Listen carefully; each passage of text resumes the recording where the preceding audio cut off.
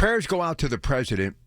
He looked for the very first time tired, weary, but he forged on with the questions that were being asked after a press conference and even beforehand, this historic meeting in Alaska with Vladimir Putin.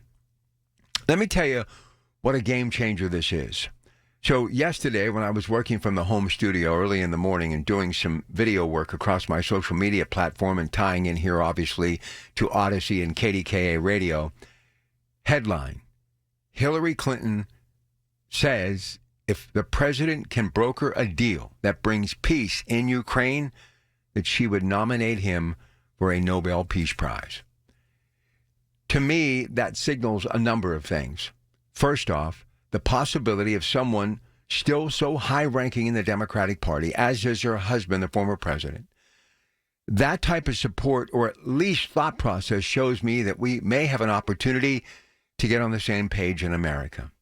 We may have an opportunity to bring more bipartisan politics back to Washington. Thus, it will spill over into maybe the Commonwealth of Pennsylvania and every state in the United States and their capital. And maybe, just maybe, Democrats and Republicans will realize that we can do so much more as a nation when we work together, because in the end, it really is about us.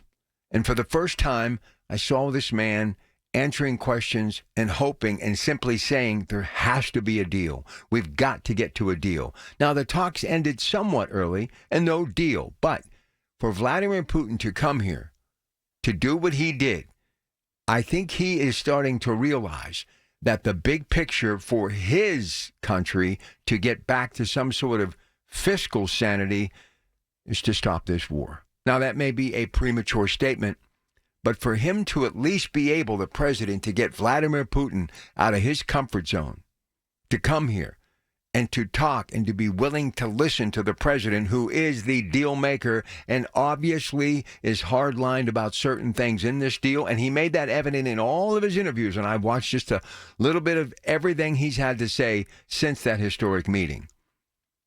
But I can tell you this beyond a shadow of a doubt. If the president of the United States can get that man, Vladimir Putin, out of his comfort zone and bring him to Alaska to talk about possibly getting a deal done to bring peace in Ukraine, that is a monumental step in the right direction, not just for this situation, but that statement from Hillary Clinton may be a giant step of bringing Democrats and Republicans together in the nation's capital and across this country for the greater good. And that is good news.